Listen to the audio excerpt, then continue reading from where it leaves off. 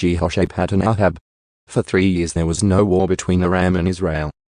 Then during the 3rd year, King Jehoshaphat of Judah went to visit King Ahab of Israel. During the visit, the king of Israel said to his officials, "Do you realize that the town of Ramoth-Gilead belongs to us? And yet we have done nothing to recapture it from the king of Aram." Then he turned to Jehoshaphat and asked, "Will you join me in battle to recover Ramoth-Gilead?" Jehoshaphat replied to the king of Israel, "Why, of course. You and I are as one. My troops are your troops, and my horses are your horses." Then Jehoshaphat added, "But first let's find out what the Lord says." So the king of Israel summoned the prophets, about 400 of them, and asked them, "Should I go to war against Ramoth-Gilead, or should I hold back?" They all replied, "Yes, go right ahead. The Lord will give the king victory." But Jehoshaphat asked, "Is there not also a prophet of the Lord here? We should ask him the same question." The king of Israel replied to Jehoshaphat, "There is one more man who could consult the Lord for us, but I hate him. He never prophesies anything but trouble for me. His name is Micaiah son of Imlah." Jehoshaphat replied, "That's not the way a king should talk. Let's hear what he has to say." So the king of Israel called one of his officials and said, "Quick! Bring Micaiah son of Imlah." Micaiah prophesies against Ahab. King Ahab of Israel and King Jehoshaphat of Judah, dressed in their royal robes, were sitting on thrones at the threshing floor near the gate of Samaria. All of Ahab's prophets were prophesying there in front of them.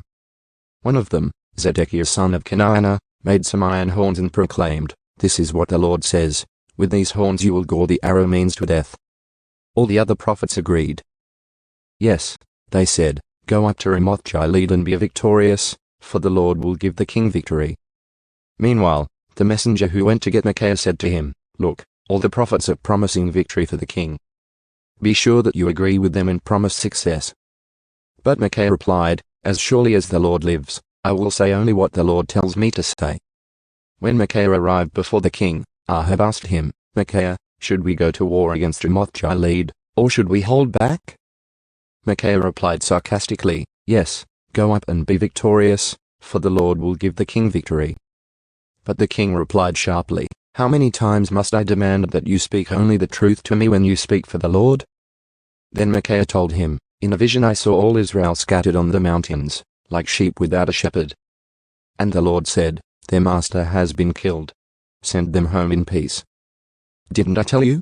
The king of Israel exclaimed to Jehoshaphat, "He never prophesies anything but trouble for me."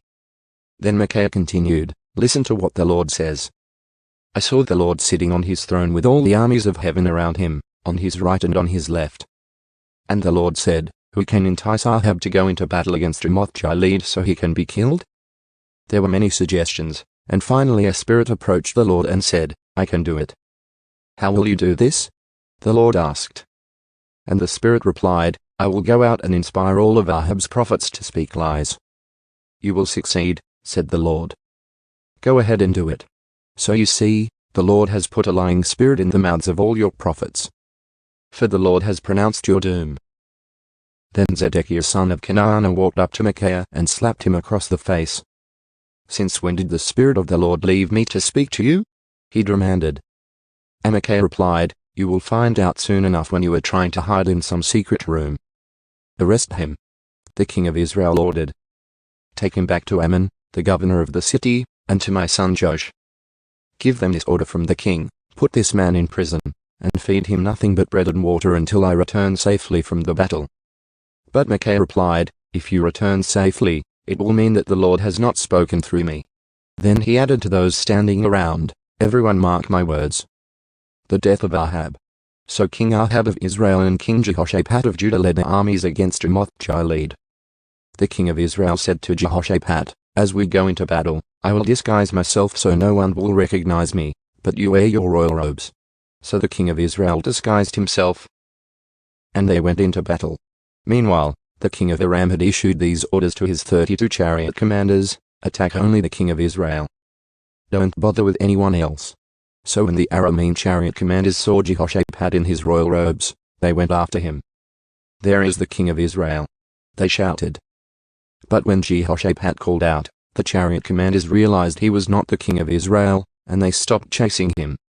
An Aramean soldier, however, randomly shot an arrow at the Israelite troops and hit the king of Israel between the joints of his armor. "Turn the horses and get me out of here," Ahab groaned to the driver of his chariot. "I'm badly wounded." The battle raged all that day, and the king remained propped up in his chariot facing the Arameans. The blood from his wound ran down to the floor of his chariot, and as evening arrived he died. Just as the sun was setting, the cry ran through his troops, "We're done for. Run for your lives." So the king died, and his body was taken to Samaria and buried there. Then his chariot was washed beside the pool of Samaria, and dogs came and licked his blood at the place where the prostitutes bathed, just as the Lord had promised.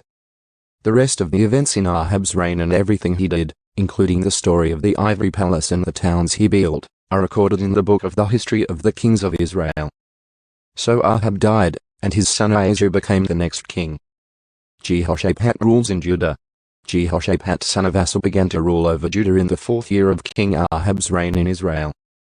Jehoshaphat was 35 years old when he became king, and he reigned in Jerusalem 25 years. His mother was Azubah, the daughter of Shili. Jehoshaphat was a good king, following the example of his father, Asa. He did what was pleasing in the Lord's sight. During his reign, however, he failed to remove all the pagan shrines, and the people still offered sacrifices and burned incense there. Jehoshaphat also made peace with the king of Israel. The rest of the events in Jehoshaphat's reign, the extent of his power, and the wars he waged are recorded in the book of the history of the kings of Judah. He banished from the land the rest of the male and female shrine prostitutes, who still continued their practices from the days of his father, Asa. There was no king in Edom at that time, only a deputy. Jehoshaphat also built a fleet of trading ships to sail to Ophir for gold. But the ships never set sail, for they met with disaster in their home port of Zionsheba. At one time Ahazia son of Ahab had proposed to Jehoshaphat, "Let my men sail with your men in the ships." But Jehoshaphat refused the request. When Jehoshaphat died, he was buried with his ancestors in the city of David. Then his son Jehoram became the next king. Ahazia rules in Israel.